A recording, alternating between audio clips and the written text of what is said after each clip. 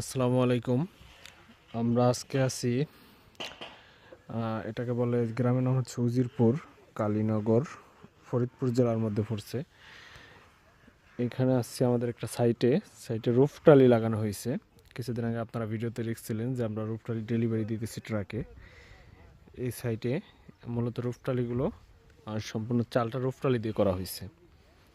Roof টালি দিয়ে European স্টাইলে রুফ টালি দিয়ে বাড়িটি করা হয়েছে। অনেকে ভাবে যে রুফ টাইল দিয়ে টালি লাগানোর পরে পানি পড়বে কিনা, এরকম একটা সন্দেহান থাকে। দেখেন, ভালো মিস্ত্রি দিয়ে লাগাইতে পারলে কখনোই রুফ টাইল দিয়ে পানি পড়বে না। এটা দেখলে আপনারা বুঝতে পারবেন পানি পড়ার কোনো সম্ভাবনাই নেই। সেই ক্ষেত্রে মিস্ত্রি সাপোর্ট আমরা দিয়ে থাকি। নিচে বোর্ড লাগানো হয়েছে এবং উপরে টালি।